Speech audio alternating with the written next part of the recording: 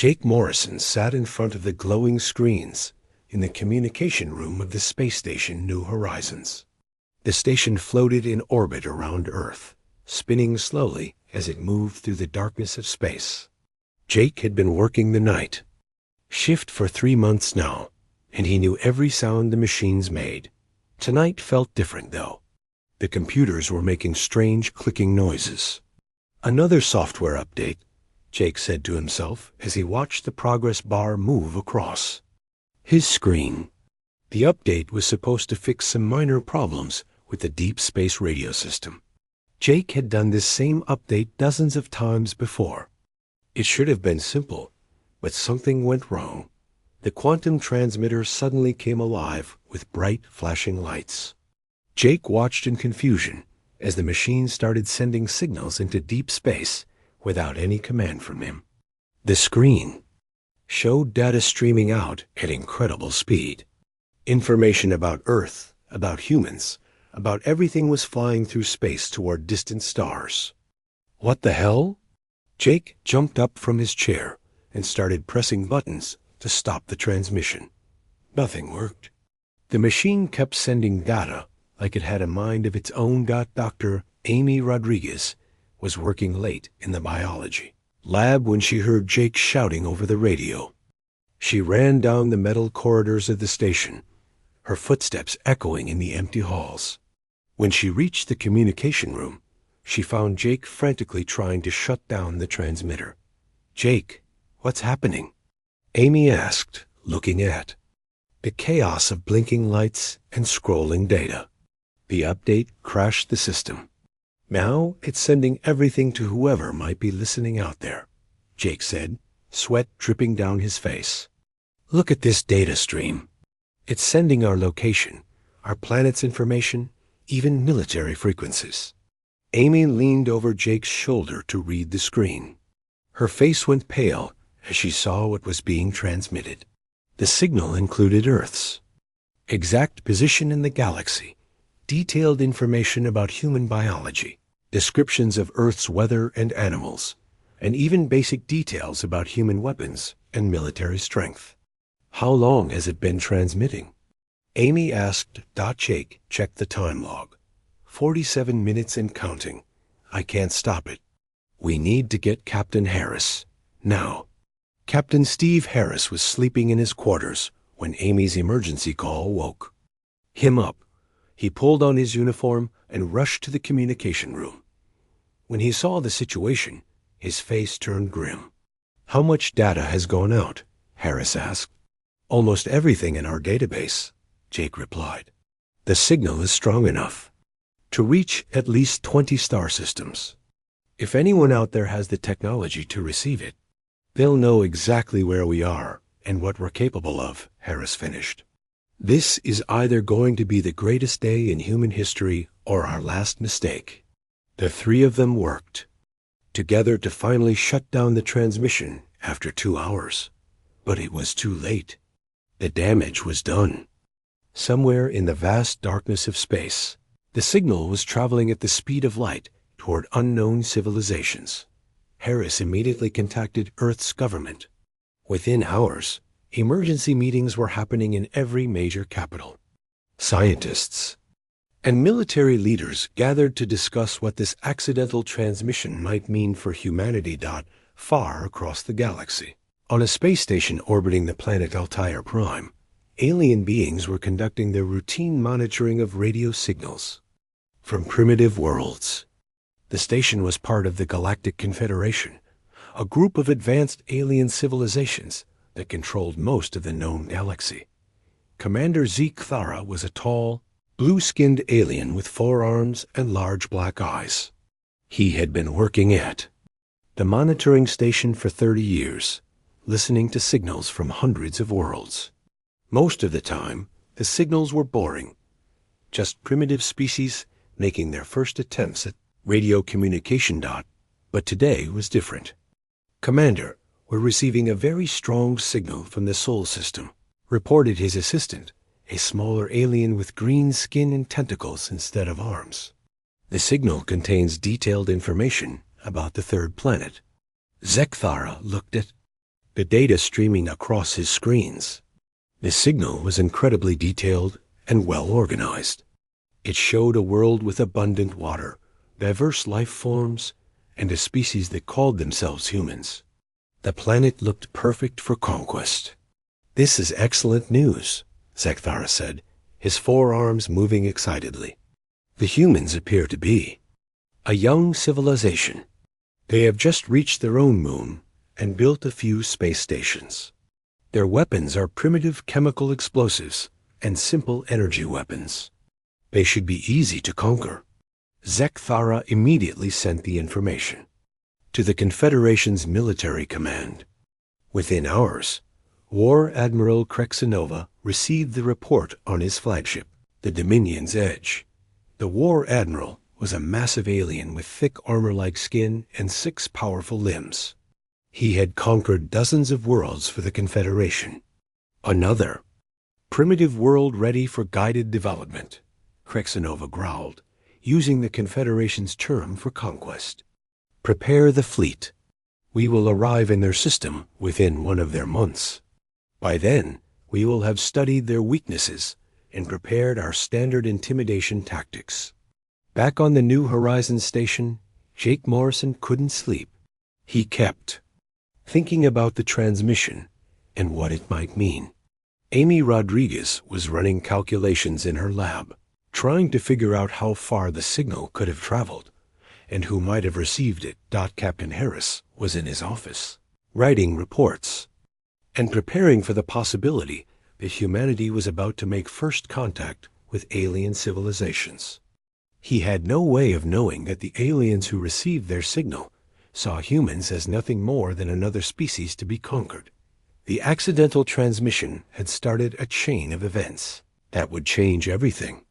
Humanity had announced its presence to the galaxy without knowing what was out there waiting for them. The countdown to first contact had begun, and nobody knew if humanity was ready for what was coming. As Jake finally fell asleep at his desk, exhausted from the days. Events. Alien ships were already preparing for their journey to Earth. The Confederation fleet was confident in their superiority, just as they had been with every other world they had conquered. They had no idea that Earth was different. They had no idea that humans were different. And they had no idea that their databases contained warnings about worlds, exactly like Earth, warnings that had been ignored for so long that most aliens had forgotten they existed. The wrong transmission had been sent, and now the galaxy was about to learn what happened when someone threatened a Deathworld and its children. 3 weeks after the accidental transmission, massive alien ships appeared at the edge of Earth's solar system. The Confederation fleet was enormous. 50 warships, led by the flagship Dominion's Edge. War Admiral Krexanova stood on his command bridge, confident that this would be another easy conquest. "Begin standard scanning procedures," Krexanova ordered his crew. "I want full details about their military capabilities, population centers, and resource deposits." The alien ships moved slowly through space, their sensors reaching out to examine everything in the solar system. They scanned Mars, the asteroid belt, and the outer planets before focusing on Earth itself. But something was wrong. Senior Analyst Valtara was a small, insect-like alien with compound eyes and 6 delicate arms. She had analyzed hundreds of worlds for the Confederation, and she knew what a normal planet should look like. Earth was not normal. "War Admiral," Valtara said, her voice filled with concern. "The gravity readings from the third planet are extremely high, nearly twice what most of our species can survive." Krexanova waved one of his massive arms dismissively. "The humans obviously evolved in high gravity. That just means they will be slower and clumsier in normal gravity environments. Continue the scan." Valtara looked at more data streaming across her screens. The atmospheric readings made her nervous. "Sir, the oxygen levels are at 21%. That's toxic to most Confederation species. Extended exposure would kill our troops." Then we will use environmental suits, Krexanova replied. What else? The geological surveys show constant volcanic activity, massive storm systems, and frequent earthquakes. The planet's magnetic field fluctuates wildly. The radiation levels near their poles would be lethal to most of our species. Krexanova was getting annoyed. Analyst Veltara, every world has dangers. That is why we have technology. Focus on their military capabilities. Meanwhile, on Earth, Colonel Danny Wright was staring at his screens in the NORAD command center deep inside Cheyenne Mountain. The massive alien ships were impossible to miss. They were bigger than anything humans had ever built, and there were dozens of them. Get me the president, Wright ordered, and contact Admiral Blake at the Pentagon. Tell her this is not a drill.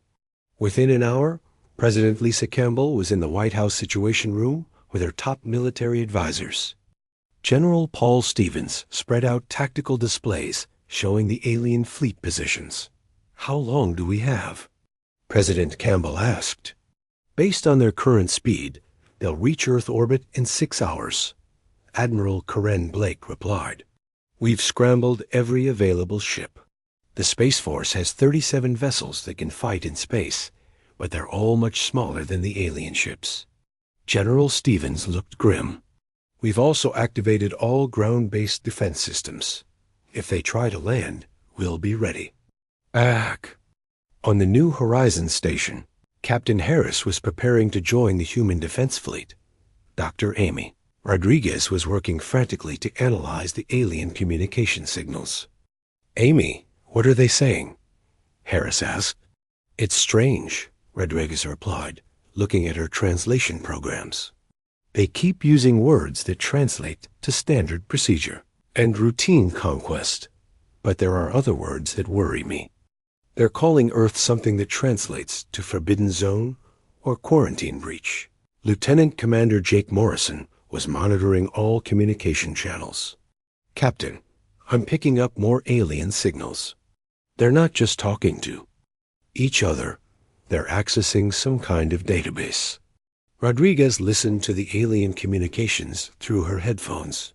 Her face went pale as she translated more of their conversation. Captain, they're looking up information about Earth in their own records, and they're finding things that scare them.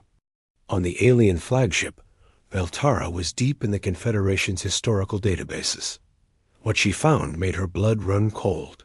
The Sol system was marked with ancient warnings in languages so old that most aliens had forgotten how to read them.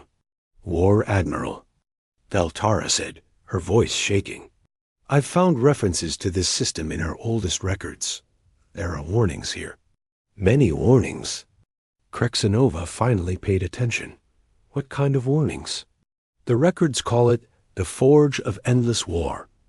According to these files, evolution on this world created a species that thrives on conflict. They call it a Deathworld, a planet so dangerous that it creates the perfect warriors. Nonsense, Krexanova said. Look at their technology. They have barely left their own planet. Their weapons are primitive chemical explosives. But Veltara kept reading. Sir, there's more. The records say that Deathworld species are extremely dangerous because they never stop fighting. They adapt. Quickly, they never surrender, and they turn every disadvantage into a weapon. If they were so dangerous, why weren't they conquered long ago? Krexanova demanded. Because the database says this system was supposed to be avoided until the species either destroyed itself or evolved beyond the need for conquest. The expansion fleets were ordered to skip this system entirely. Krexanova felt a chill run through his body. Then why did we receive their transmission? It appears to have been an accident, sir. But now we're here, and they know we're coming. On Earth, the human fleet was assembling in orbit. Captain Harris now commanded the destroyer Defiant, the most advanced warship in the human fleet. The ship was built like a fortress, with thick armor plating and multiple weapon systems that Dr. Rodriguez was aboard the Defiant, still analyzing alien communications. "Captain, I'm intercepting more of their signals. They're calling for reinforcements." "Reinforcements?" Harris asked. "How many ships do they need to fight us?" "That's just it. They're not calling for more ships. They're calling for their elite forces, the ones they use to fight their most dangerous enemies." Admiral Blake's voice came over the communication system. "All ships, this is Admiral Blake. The alien fleet is moving toward Earth orbit. We don't know their intentions, but we're prepared for the worst." The human ships moved into defensive positions around Earth. Compared to the alien vessels, they looked tiny. But they were built by a species that had spent thousands of years fighting wars on the most dangerous planet in the galaxy. War Admiral Krexanova decided to try the standard Confederation approach. He opened a communication channel to Earth and began broadcasting in the humans' own language. "People of Earth," his voice boomed across all frequencies, "I am War Admiral Krexanova of the Galactic Confederation. You are a primitive species that has recently gained our attention. We offer you protection and guidance in exchange for your resources and cooperation. Surrender now, and your transition to Confederation rule will be peaceful." The response came from Admiral Blake herself. "War Admiral Krexanova, this is Admiral Karen Blake of the Earth Defense Force. We appreciate your offer, but we must respectfully decline. We suggest you leave our system immediately." Krexanova was shocked. No species had ever refused the Confederation's offer of protection. "You do not understand the situation. We have 50 warships. You have barely 30. Resistance is pointless." "We understand perfectly," Blake replied. "You came here expecting easy prey, but you've made a mistake. This is Earth. We don't surrender." Veltara was frantically searching through more database files. "War Admiral, I'm finding more warnings. The records say that Deathworld species don't fight until it's no longer profitable. They fight until they win or die." For the first time in his career, Krexanova felt uncertain. He had conquered 200 worlds using the same tactics, but something about this situation felt different. The humans weren't acting like other species. They weren't afraid. "Sir," Veltara continued, "there's something else. The records say that the last time the Confederation encountered a Deathworld species, we lost an entire fleet." "When was that?" Krexanova asked. "Over 1,000 years ago. The files are classified, but the species was quarantined instead of conquered. The records suggest that quarantine is the only safe way to deal with Deathworld species." Krexanova looked at the human ships arranging themselves in defensive formations. They were outnumbered, outgunned, and facing technology far superior to their own. But they showed no sign of backing down. "Send a message to Confederation Command," he ordered. "Tell them we may need additional support. And tell them that the humans are not behaving like a typical primitive species." As the alien fleet moved closer to Earth, both sides prepared for what was coming. The humans knew they were facing superior technology, but they had something the aliens didn't understand. They were the children of a world that had tried to kill them for millions of years. The Confederation thought they were facing another easy conquest. They were about to learn why Earth had been forbidden territory for so long. The human fleet waited in formation around Earth as the alien ships approached. Captain Harris stood on the bridge of the Defiant, watching the enemy vessels grow larger on his screens. The Confederation ships were massive, each one 3 times the size of the largest human warship. "They're trying to intimidate us," Harris said to his crew. "Standard alien tactic. Show overwhelming force and hope the enemy surrenders without a fight." Dr. Rodriguez was monitoring alien communications. From her station, "Captain, they're broadcasting what sounds like victory speeches to their home worlds. They think this is already over." Lieutenant Commander Morrison looked up from his controls. Sir, I'm detecting massive energy signatures from their weapons. They have firepower we've never seen before. Harris nodded grimly.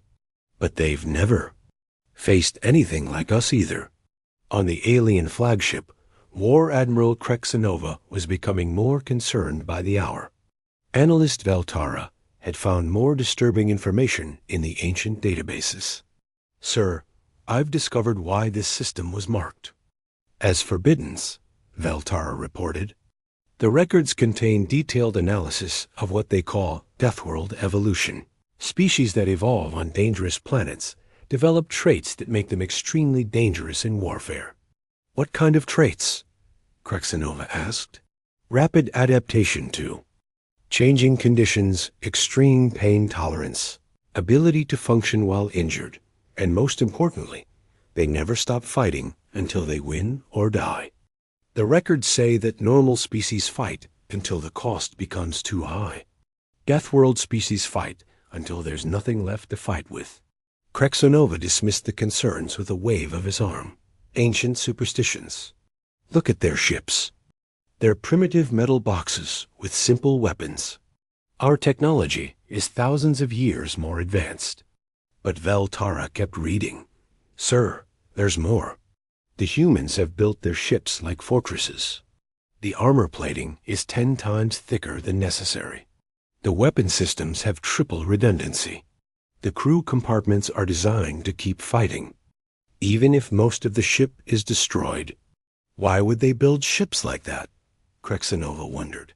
Because they expect to take massive damage and keep fighting. Most Confederation ships are designed to avoid damage.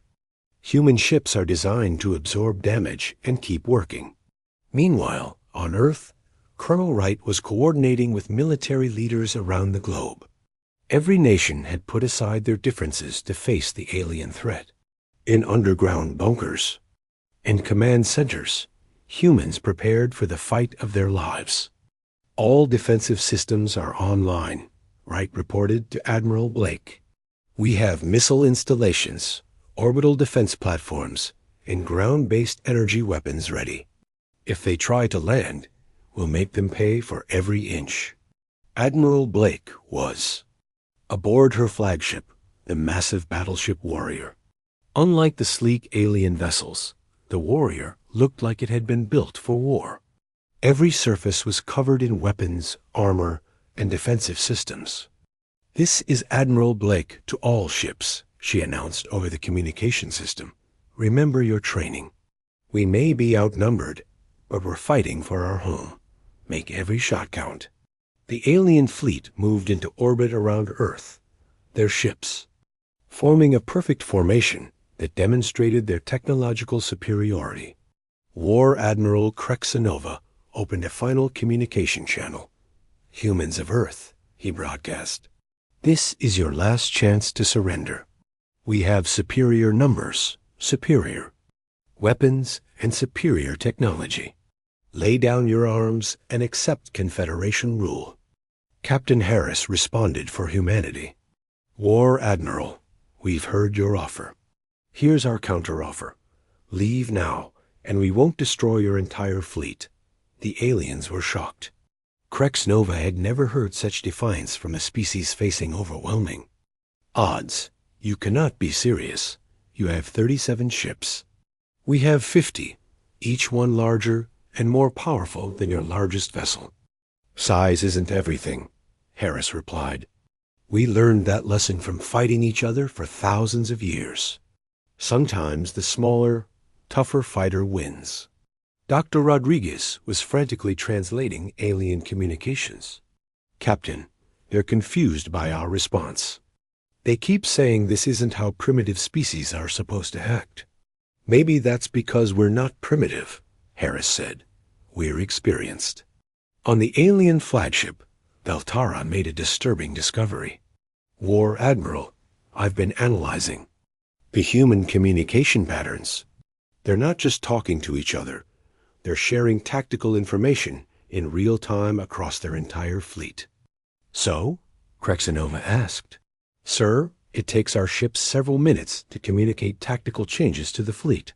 The humans are adapting their strategy faster than we can track it. It's like they're all part of one giant mind. Krexinova was starting to understand that this would not be a normal conquest. How is that possible? They've been fighting wars on their planet for thousands of years. They've learned to coordinate in ways we never needed to. Most species surrender before tactics become important. The first shot was fired by an alien ship trying to disable a human communication satellite. The energy beam missed its target and struck the hull of a nearby human frigate. The ship's armor absorbed the hit, and the frigate immediately returned.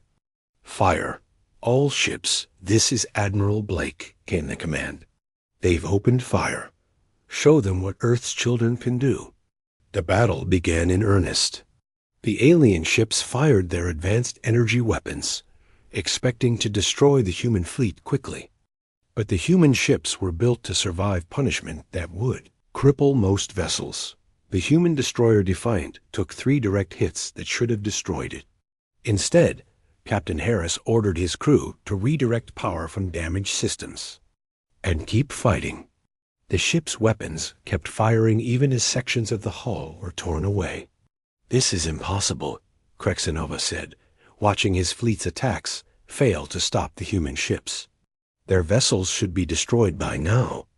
Veltara was analyzing the battle data in real time. "Sir, the humans are using their damaged ships as weapons. That frigate with the destroyed engine is ramming our cruiser. They're treating their own vessels as expendable." "No species fights like that," Krexinova protested. "Deathworld species do," Veltara replied. "The records say they view every loss as acceptable if it helps them win." The human ships were taking terrible damage, but they refused to retreat. Instead, they adapted their tactics to use the alien weapons against them. Admiral Blake ordered her ships to fight among the asteroids. Using the space rocks as cover and weapons, Captain Harris piloted the badly damaged Defiant through an asteroid field, using the rocks to block alien fire while his crew worked to repair damaged systems. "They're not used to fighting in dangerous environments," he told his crew, "but we are." The aliens found themselves fighting in conditions they had never experienced. The humans used solar radiation, asteroid impacts, and gravitational effects as weapons. They fought in areas of space that the aliens considered too dangerous to enter. "Sir," Veltara reported, "we're receiving distress calls from 6 of our ships. The humans are fighting in the asteroid belt where our sensors can't track them properly." Krexinova was beginning to panic. How can they fight in conditions that dangerous? Because they evolved on a world where everything was trying to kill them, Veltara said. "What we consider lethal hazards, they consider normal conditions." Dr. Rodriguez had been monitoring alien communications throughout the battle. "Captain, they're calling for reinforcements. Not just more ships, they're calling for their elite forces." "Elite forces?" Harris asked while directing his ship through another asteroid field. "The ones they use to fight their most dangerous enemies. They're treating us like a major threat, not a primitive species."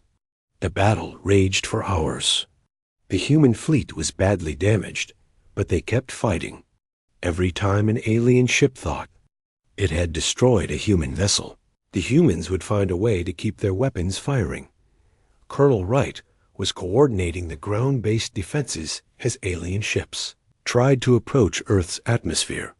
"Fire everything we have," he ordered. "Make them pay for every mile they advance." The aliens discovered that Earth's entire surface was armed. Missile installations, energy weapons, and orbital defense platforms turned the planet into one massive fortress. Every human settlement was prepared to fight. "War Admiral," Veltara said, her voice filled with fear. "I'm detecting weapon signatures from the planet's surface. The entire world is militarized." Krexinova stared at the tactical displays. "How is that possible?" "Because they've been fighting wars on that planet for thousands of years. Every human settlement knows how to fight. They've turned their entire world into a weapon. As more alien reinforcements arrived, the humans showed no sign of backing down. Instead, they seemed to be learning from each battle, adapting their tactics to counter every alien advantage. Confederation forces were beginning to understand that they had not encountered a primitive species ready for conquest. They had found the legendary Deathworld that their ancestors had feared, a world that created warriors who never stopped fighting, no matter what the odds against them. The battle had been raging for 12 hours when the second wave of alien ships arrived. War Admiral Krexanova watched from his flagship as 100 additional Confederation vessels dropped out of hyperspace. These were not regular conquest ships. They were the elite forces reserved for fighting the Confederation's most dangerous enemies. Finally, Krexanova said to his crew, "The humans have fought well for primitives, but now they face the full might of the Confederation." Admiral Veltara was still analyzing the battle data from the first engagement. "Sir, we have lost 18 ships, and 23 more are heavily damaged. The humans have lost only 11 vessels, and their remaining ships are still fighting. How is that possible?" Krexanova demanded. "We have superior technology, superior numbers, and superior firepower." "Because they fight differently than any species we've encountered," Veltara replied. "They don't retreat when damaged. They don't surrender when outnumbered. They adapt their tactics faster than we can counter them." On Earth, Colonel Wright was coordinating the global defense effort from his command center. Every nation had contributed their best weapons and soldiers to the fight. The planet's entire industrial capacity had been converted to war production in just hours. "How are our production facilities doing?" Wright asked his aide.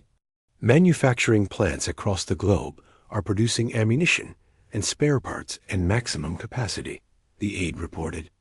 "We're replacing damaged systems faster than the aliens can destroy them."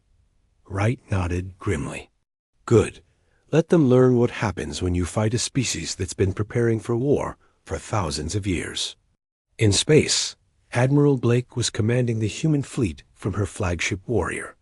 The ship had taken massive damage, but continued fighting. Half of her bridge crew was injured, but they remained at their posts. "Status report," Blake ordered. "We've lost 11 ships, but we've destroyed 18 alien vessels," her tactical officer reported. "The aliens are bringing in reinforcements, but so are we." Blake smiled despite the situation. "They think numbers will save them. They don't understand that every human ship that joins the fight brings different tactics, different experience, different ways of thinking." The human reinforcements were not just military vessels. Civilian ships had been hastily armed with whatever weapons could be mounted on them. Mining ships, cargo haulers, and even passenger vessels joined the fight. Each one brought unique capabilities that the aliens couldn't predict. Captain Harris was still commanding the Defiant, which had somehow survived despite damage that should have destroyed it 3 times over. Dr. Rodriguez was working frantically to keep the ship's systems running while monitoring alien communications. "Amy, what are they saying now?"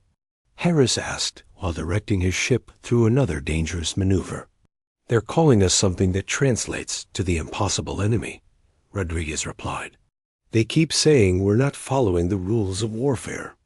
"What rules?" Harris laughed. "We learn to fight by fighting each other. There are no rules in human warfare except winning." Lieutenant Commander Morrison was at the weapons console, coordinating attacks with other human ships. "Captain, the aliens are trying to form a defensive formation. They're treating us like we're the ones with superior numbers." "Because we are," Harris said. "Not in ships, but in experience. Every human commander brings thousands of years of military knowledge. They're fighting one enemy with 50 minds. We're fighting 50 enemies with one mind." The elite alien forces tried to use their advanced tactics against the humans, but they discovered that human warfare was unlike anything in their experience. Human ships worked together in ways that seemed impossible, coordinating attacks across vast distances with perfect timing. War Admiral Krexanova watched in horror as his elite forces suffered the same fate as his first wave. The humans were not just fighting. They were learning from every engagement and becoming more dangerous with each battle. "Sir," Veltara reported, "the humans are using our own weapons against us. They're capturing our energy signatures and redirecting them back at our ships." "How?" Krexanova asked. "They've learned to modify their systems during combat.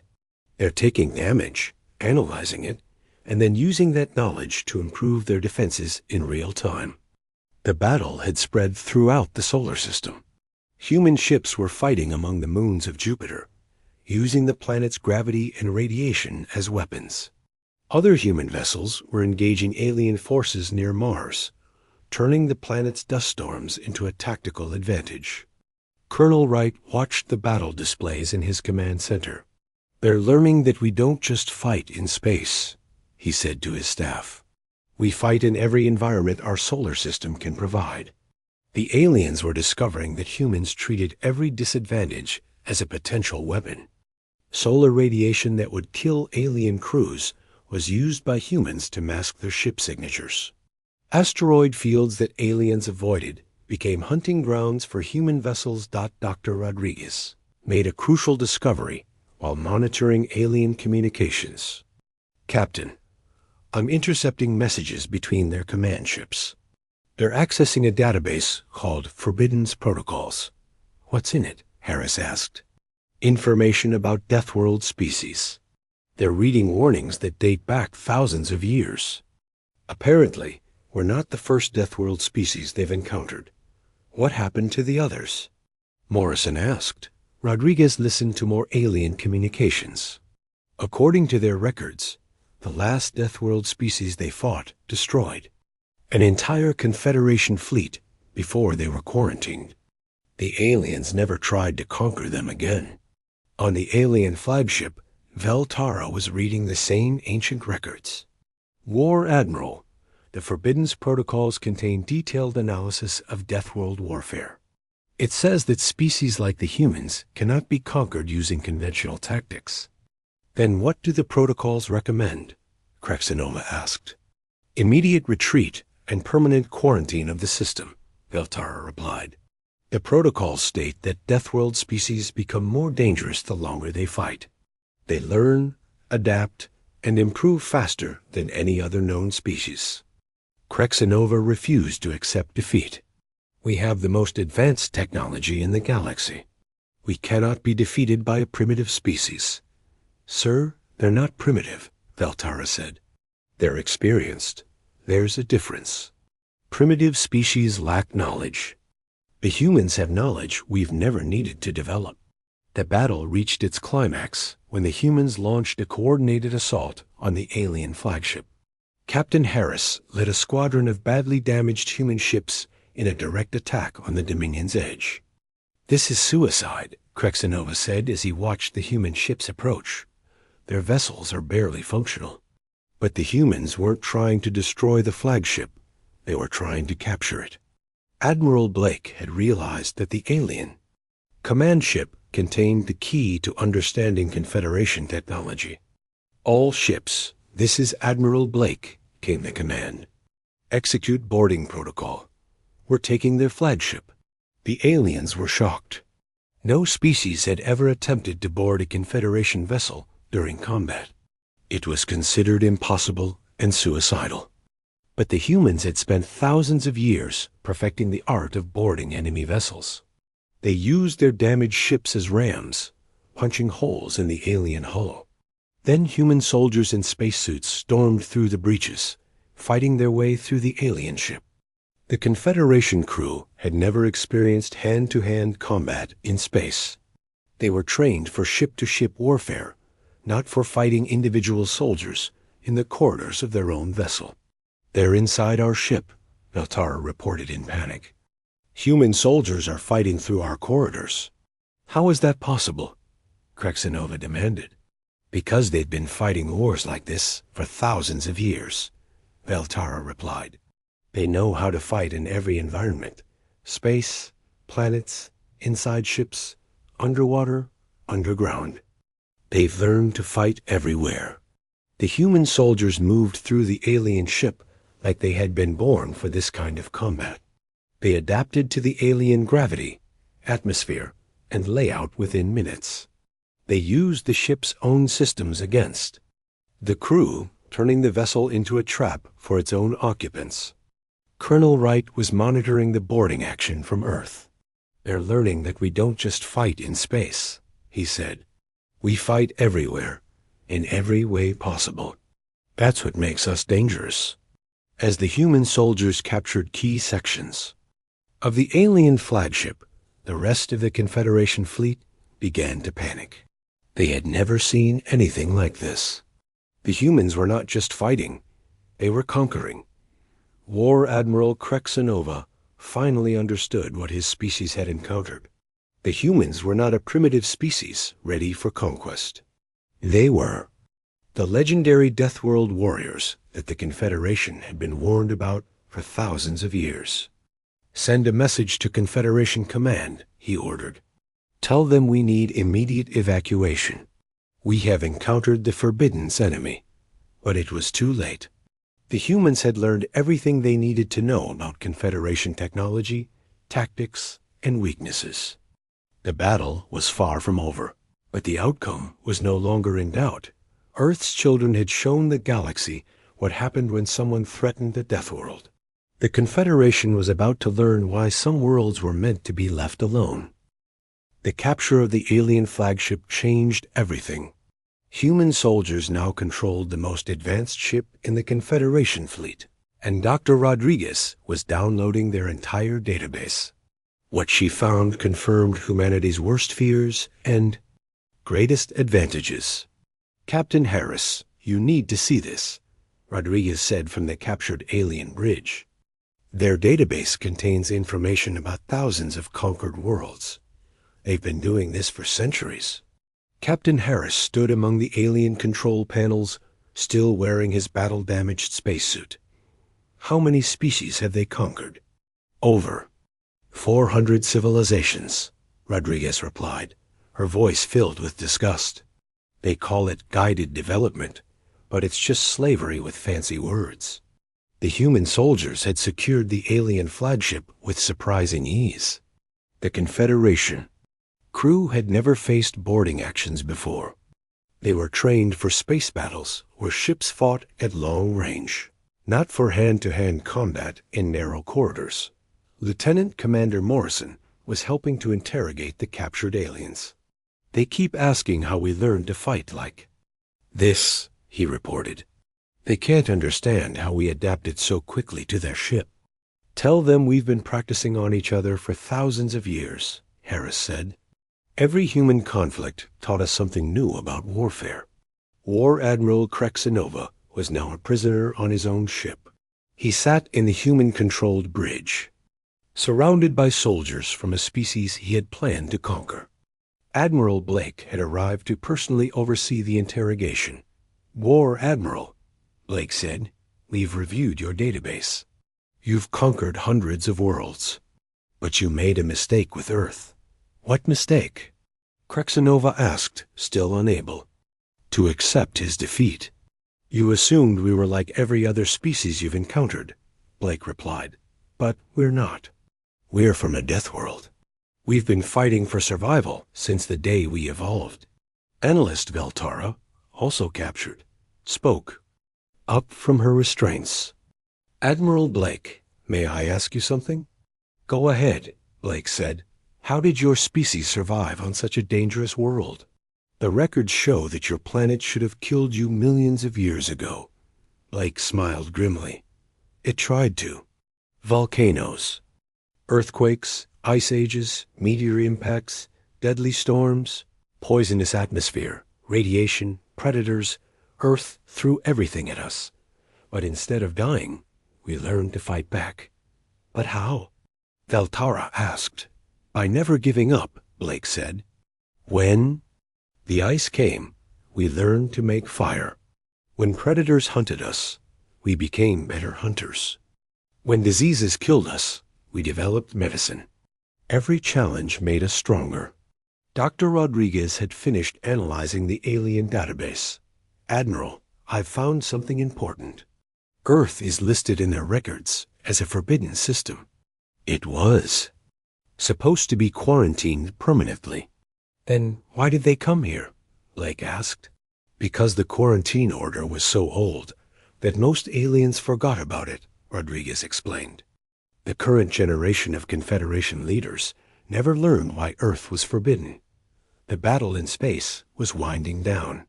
The remaining alien ships were trying to retreat, but human vessels pursued them throughout the solar system. Every alien ship that tried to escape found human forces waiting for them. Colonel Wright was coordinating the final phases of the battle from his command center on Earth. All alien vessels are either destroyed, captured, or fleeing the system. He reported to Admiral Blake. We have complete control of Earth's space. Casualties? Blake asked. We lost 23 ships and approximately 800 personnel, Wright replied. The aliens lost their entire invasion fleet. General Paul Stevens joined the conversation from the Pentagon. Admiral, we're receiving communications from other star systems. Word of our victory is spreading throughout the galaxy. What kind? Of communications? Blake asked. Some are congratulations from species that the Confederation has oppressed, Stevens said. Others are warnings from Confederation allies. But most are just requests for information about how we defeated such. A large fleet. Back on the captured flagship, War Admiral Krexanova was beginning to understand the magnitude of his mistake. You're going to destroy the Confederation, aren't you? He asked Admiral Blake. That depends on the Confederation, Blake replied. If they leave us alone and stop conquering other species, we'll leave them alone. But if they threaten Earth or any of our allies, they'll learn that this battle was just a small demonstration of human capabilities. Veltara looked at the human soldiers with newfound respect. May I ask what you plan to do with us? We'll return you to your people, Blake said, along with a message. What message? That Earth is no longer a forbidden system because we're quarantined, Blake said. It's forbiddance because we choose to make it forbiddance. There's a difference. Dr. Rodriguez had made another important discovery in the alien database. Admiral, I've found detailed information about the species the Confederation has conquered. Many of them are still alive, still fighting resistance movements. Interesting, Blake said. Perhaps it's time they learned that the Confederation isn't invincible. Captain Harris understood the implications. We're not just going to defend Earth, are we? We're going to help liberate the other conquered worlds. The Confederation has been the galactic bullies for too long, Blake said. Time someone stood. Up to them. President Lisa Campbell addressed the world from the White House that evening. The entire planet watched as she announced humanity's victory and its new role in galactic affairs. My fellow humans, the president said, today we learned that we are not alone in the universe. We also learned that the galaxy has been ruled by fear and conquest for far too long. Earth will not be conquered, and we will not allow other innocent species to be conquered either. The president continued, we did not seek this conflict, but we will finish it. The age of easy conquest is over. The galaxy now knows that there are consequences for threatening innocent worlds. 1 month later, Admiral Blake stood on the bridge of Earth's first interstellar warship, the massive battleship Vengeance. The ship was built using captured alien technology combined with human engineering principles.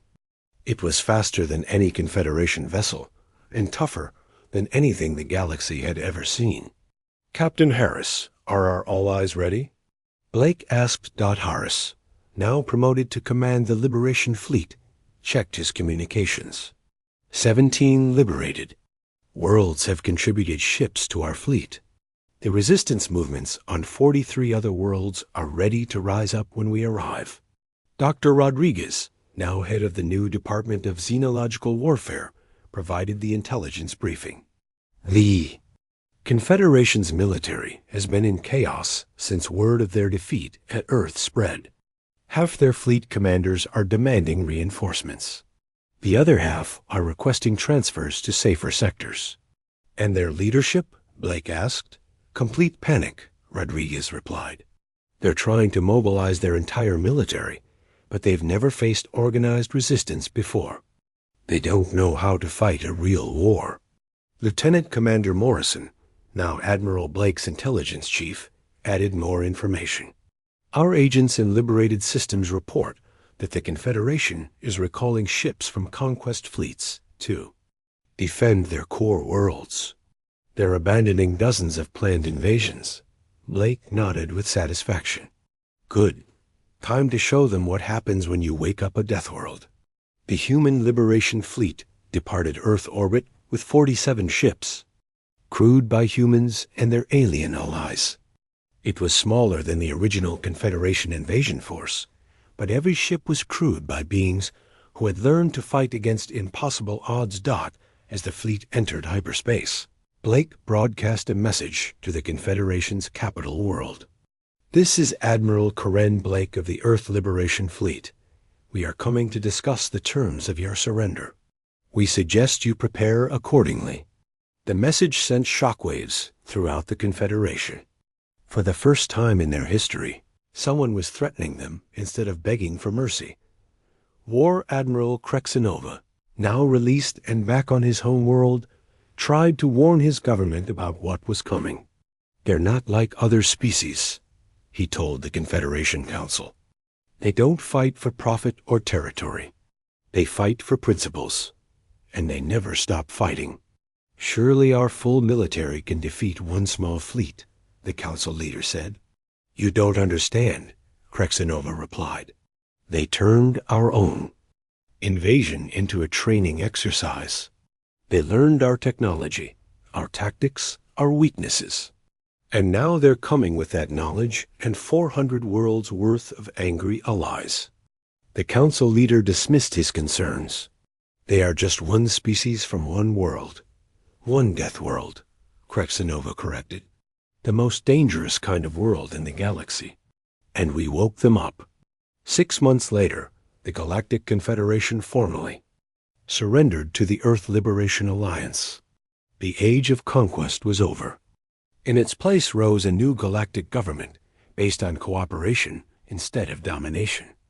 Admiral Blake, now Supreme Commander of the Alliance Fleet, established the new galactic capital on a neutral world. The first law passed by the new government was simple. No species would ever again be conquered or enslaved. Captain Harris, commanding the liberation forces, had successfully freed over 200 worlds. Each victory taught the galaxy the same lesson. The age of easy conquest was over. Dr. Rodriguez founded the Galactic Institute for Peaceful Development, helping newly liberated species rebuild their civilizations.